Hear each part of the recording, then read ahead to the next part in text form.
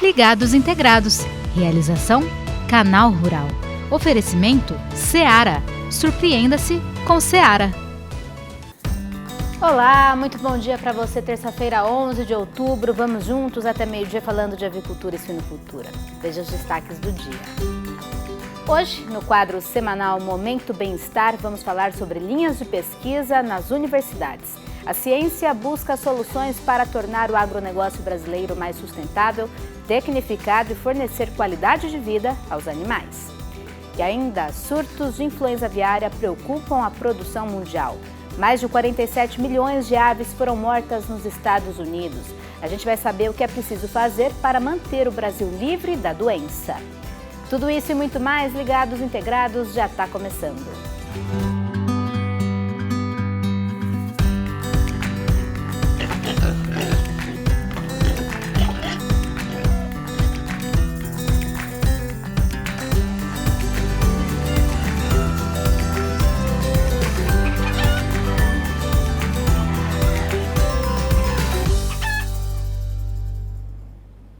E a gente começa o programa de hoje falando de sanidade avícola. O Brasil é o único país entre os grandes produtores mundiais que nunca registrou casos de gripe aviária. E graças ao status sanitário diferenciado, conquistamos cada vez mais mercados no exterior. Recentemente, os Estados Unidos registraram o pior surto de influenza aviária desde 2015. Uma granja com galinhas reprodutoras no Arkansas abateu mais de 47 milhões de aves por causa da doença. Outros países do mundo também estão enfrentando crises com plantéis infectados e acenderam um alerta.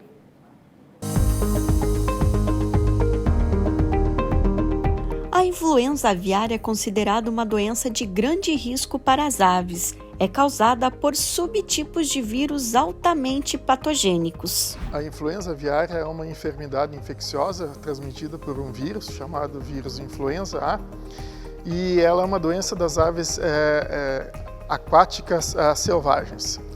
E ela pode infectar também as aves domésticas, causando graves perdas, como principalmente mortalidade e também perda de desempenho. Ela é muito conhecida e causa grandes prejuízos, principalmente no sudoeste asiático, onde existem grandes populações de aves silvestres em lagos e também grandes populações de aves domésticas de vida aquática. E além de outras aves domésticas, e onde então esse vírus se propaga entre essas aves com grande facilidade, chegando às domésticas. Dali também, através das aves migratórias aquáticas, chega a outras regiões do mundo, como norte da Europa, a África e também na América do Norte.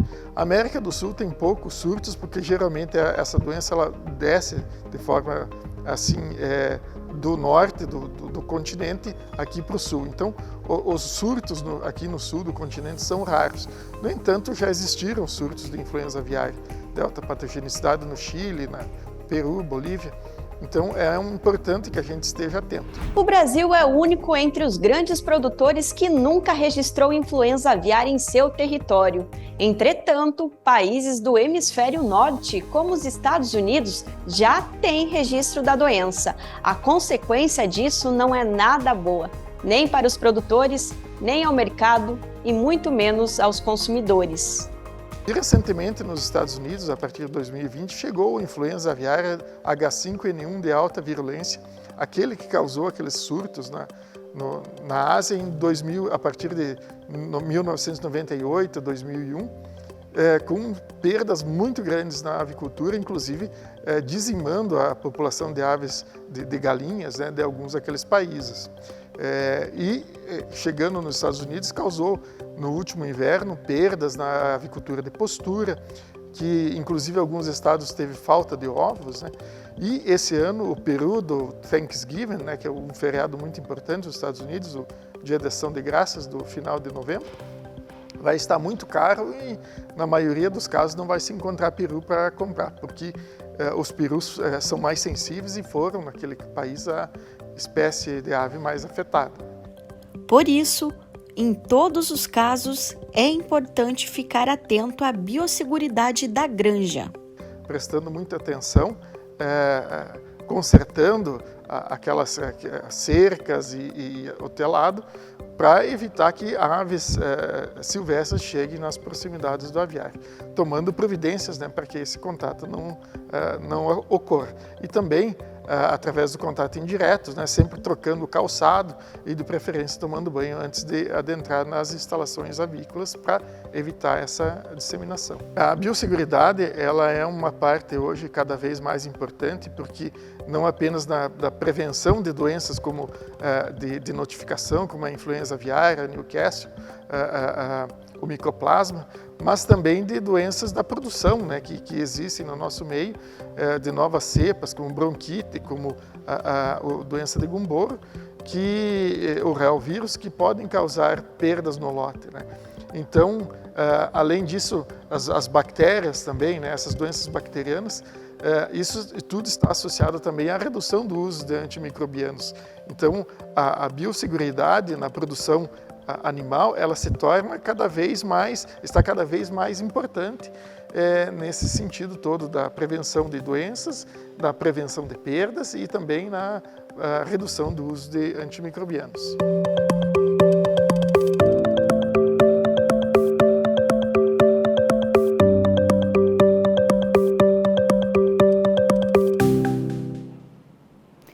Começa hoje em Lajeado, no Rio Grande do Sul, o workshop da Embrapa sobre tecnologias para a destinação de animais mortos. Durante o mês de outubro, pesquisadores da Embrapa Suínos e Aves vão percorrer diferentes regiões do estado para discutir a destinação de animais mortos não abatidos. Os profissionais vão apresentar soluções técnicas e explicar como a tecnologia pode tornar o processo de descarte de animais de pequeno e grande porte mais eficaz e mais seguro. Os workshops são indicados para agentes de extensão rural, profissionais da área, produtores e entidades ligadas à cadeia de produção de suínos e aves. Os encontros são presenciais e acontecem hoje, a partir das 13h30 em Lajeado e nos dias 20 e 21 em Santa Rosa e Erechim. A entrada é franca e as inscrições podem ser feitas no portal da Embrapa, o site está aparecendo aí na sua tela. Depois do intervalo, tem o quadro Momento Bem-Estar Animal. A gente vai falar sobre pesquisas científicas sobre o tema. Voltamos já. Sou Alberto Borges Sobrinho, integrado da Seara, São Gonçalo, Bahia. Ligados e integrados, volta já.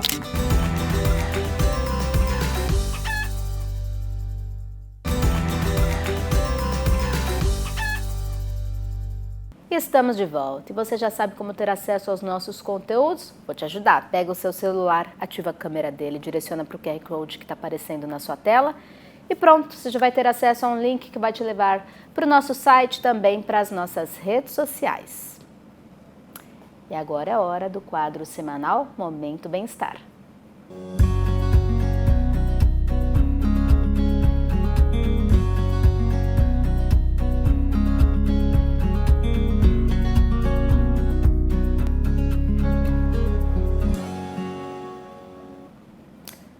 A demanda dos consumidores, dos mercados, dos próprios produtores e também da agroindústria motivou as instituições científicas e as universidades a pesquisarem sobre bem-estar animal. O Brasil começou a pesquisar o tema no início dos anos 2000 e já desenvolveu teses sobre comportamento, imunidade, desempenho e alojamento de aves e suínos. Tecnologias de inteligência artificial também estão sendo desenvolvidas para diminuir o estresse dos animais e melhorar a sanidade. A gente vai saber mais sobre as linhas de pesquisa na produção avícola e suína, conversando com o professor Irã Oliveira da Silva, do Departamento de Engenharia de Biosistemas da Escola Superior de Agricultura Luiz de Queiroz, a Exalc, da Universidade de São Paulo. Muito bom dia para você, Irã. Seja bem-vindo ao Ligados Integrados. Bom dia, é um prazer estar aqui com vocês. Prazer é nosso em te receber por aqui, Irã. Vamos começar então contextualizando. Quando que o bem-estar animal passou a ser uma pauta nas universidades, nas instituições de pesquisa? Ele sempre teve presente, acredito, na produção animal, porém, num determinado momento, ele passou a ser um tema, de fato, consolidado, uma linha de pesquisa. Quando que aconteceu essa virada estratégica aí para que fosse desenvolvida uma linha de pesquisa nas universidades para estudar justamente o bem-estar animal? Inicialmente, a demanda começou com o programa de rastreabilidade animal que tinha como linha de fundo, pano de fundo, o bem-estar animal. Isso foi na virada dos anos 2000, com a questão da vaca louca, em que se começou a questionar a qualidade do alimento, do produto final ao consumidor. Ao longo desses últimos 20 anos, nós percebemos a evolução da preocupação do consumidor, além da qualidade do alimento, como a forma como esses animais eram criados. E a partir daí, então, iniciou-se as preocupações e a busca de conhecimento maior sobre a relação bem-estar animal nos sistemas de produção. Isso basicamente resultou no início das pesquisas, uma vez que houve uma demanda da União Europeia em algumas proibições a partir de 2012. Então, no início lá de 2003, 2004, começou-se as primeiras pesquisas nacionais relacionadas aí a sistemas produtivos, principalmente na abolição de gaiolas, tanto na avicultura como na suinocultura. Então, de uma forma bastante simples, foi isso que aconteceu nos últimos 20 anos aí, no início que impulsionou as pesquisas em bem-estar animal. Você falou em gaiolas. Eu gostaria de saber o que é tendência hoje no estudo do bem-estar animal nas universidades, tanto em relação à suinocultura quanto em relação à avicultura. A gaiola é um tema que a gente sabe sempre está presente aí nos debates, nos congressos. O que a gente pode dizer que é uma tendência hoje? Para onde que esses estudos estão caminhando? A tendência, na atualidade, é justamente estudar sistemas que não utilizem as gaiolas como métodos de limitação de área e de espaço para os animais. É lógico que não se trata apenas de tirar os animais das gaiolas, mas sim um arcabouço de medidas, de manejos, de melhoramentos na genética, para adaptação de novas linhagens, para adaptação de novos manejos que nós consideramos aí importantes para abolir as gaiolas dos sistemas produtivos. Nós vemos isso muito na avicultura de postura, nós vemos isso muito também na suinocultura, principalmente na fase de gestação. Então, as pesquisas têm demonstrado que uma das fases fundamentais para que nós possamos dar passo a passo a essa sequência é estudar o comportamento animal. E através da demanda desses comportamentos é que nós vamos entendendo os animais, entendendo o dia a dia desses animais e quais são as melhores adaptações desses animais aos novos sistemas. Que eu vou chamar de sistemas alternativos, no cage, ou fora de gaiolas. Por outro lado, é muito importante a gente deixar bem claro que não é somente tirar os animais dessas gaiolas. Porque às vezes as pessoas falam, vamos tirar as galinhas das gaiolas e colocarem no piso ou na cama. Existe uma questão de adaptação, existe uma questão de manejo, existe uma questão de propagação de doenças, existe uma questão relacionada à própria harmonia entre os animais. Então, esses estudos nos dão subsídios para cada vez mais a gente estar melhorando e agregando informações ao produtor, aos manejos diários e está aí atrelando os conceitos do bem-estar animal. Em que posição está o Brasil em relação ao mundo quando o assunto é bem-estar animal? Porque ainda essa semana eu li uma notícia, saiu na agência de notícias, Reuters, de que os Estados Unidos estavam enfrentando uma situação bem polêmica em relação justamente ao uso de gaiolas na suinocultura, gaiolas para matrizes, alguns produtores dizendo que a legislação estaria limitando a produção. No entanto, a gente sabe que aqui no Brasil existe uma legislação em que os produtores têm aí alguns anos para justamente se adaptar, como você vinha falando, é tudo uma questão de adaptação. Como é que está o Brasil em relação ao restante do mundo quando o assunto é bem-estar animal? Bom, vamos lá. Do ponto de vista atual, a gente percebe que nós estamos caminhando. Não como eu particularmente gostaria que fosse a passos largos, e se nós compararmos aí nos últimos 20 anos, foram nesses últimos 5 anos que nós tivemos grandes avanços. A nossa expectativa é que nos próximos anos a gente consiga galgar aí grandes avanços no bem-estar animal. Por outro lado, o Brasil agora que começou a mexer um pouco na legislação. Nós ainda somos muito deficientes em relação às legislações existentes. Nós, como signatários da OIE, nós temos as nossas medidas baseadas nessa Organização Mundial de produção e saúde animal.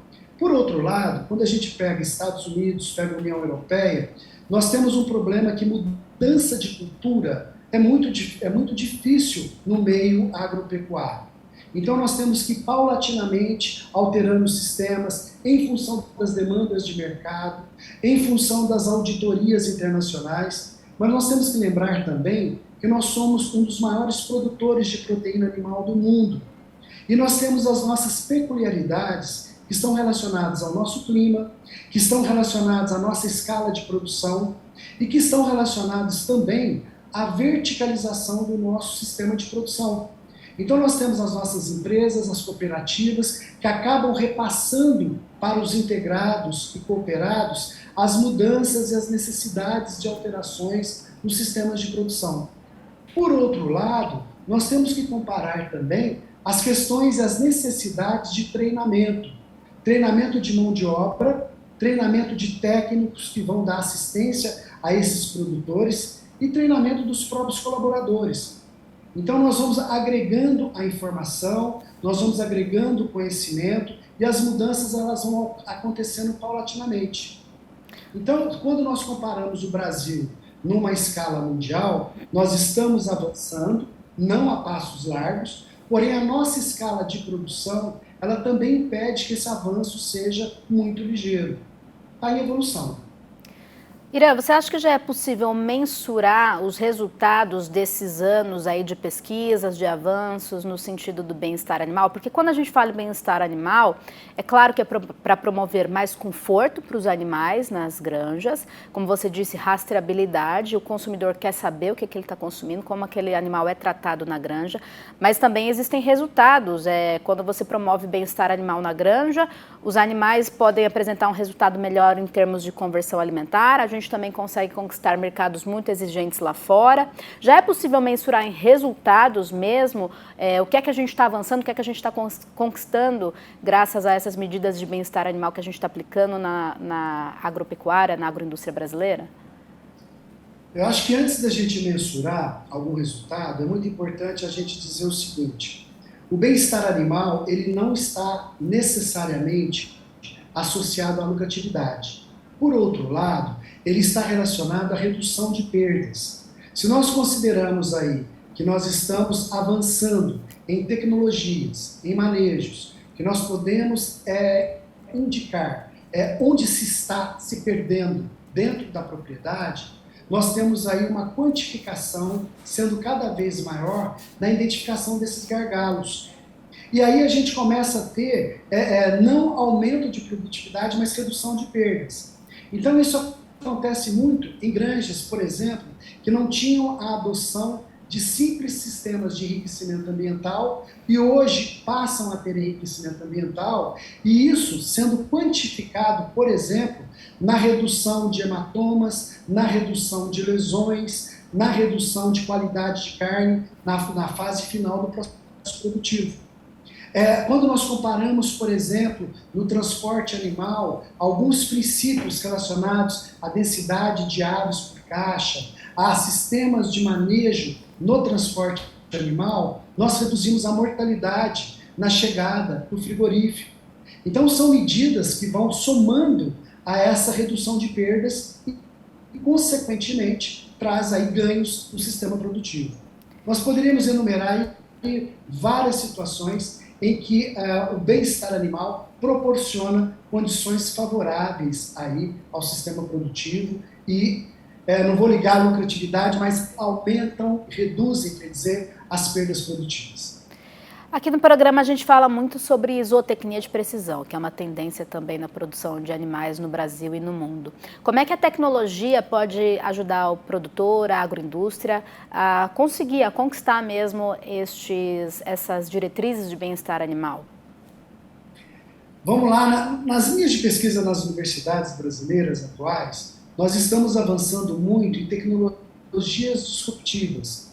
Quais as tecnologias disruptivas no processo produtivo que influenciam aí, que é influenciada pela zootecnia de precisão?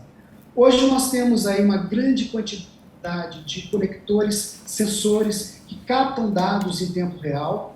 Através de algoritmos e modelos e usando a inteligência artificial, nós temos algoritmos de tomada de decisão quase que instantânea. E isso, o que não acontecia no passado, que se esperava o produtor chegar, observar a perda para tomar decisão, hoje os sistemas inteligentes, eles permitem, por exemplo, que um ventilador, um nebulizador, um sistema de resfriamento seja acionado automaticamente no momento que nós temos aí uma quantidade de calor excessiva dentro de um galpão. Por outro lado, nós temos sensores que podem, ao mesmo tempo, estar conectados aos celulares dos produtores em um sistema de alarme, que podem estar alertando a eles as questões de perdas. Por exemplo, a vocalização animal. A vocalização animal hoje ela é um dos grandes avanços associados no entendimento do comportamento animal, no entendimento do que está acontecendo dentro da granja e na sinalização para o produtor do que ele pode fazer de imediato. Então essa resposta vem automaticamente no celular ali do gerente, no celular do técnico responsável, já com as possíveis predições do que está acontecendo.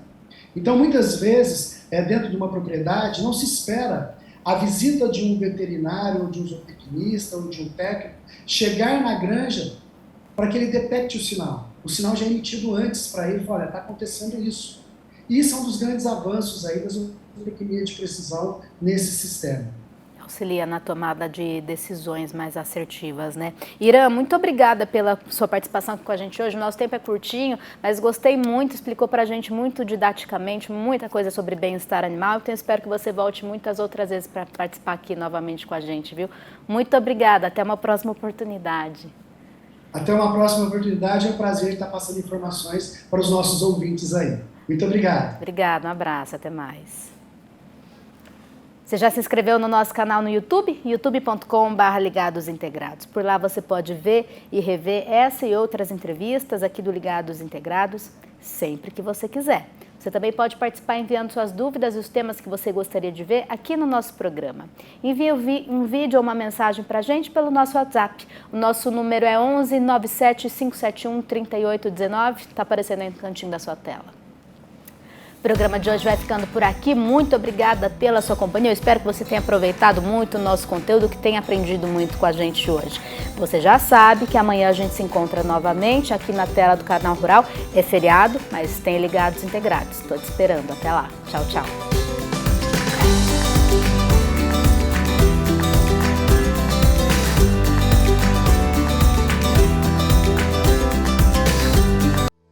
Ligados Integrados.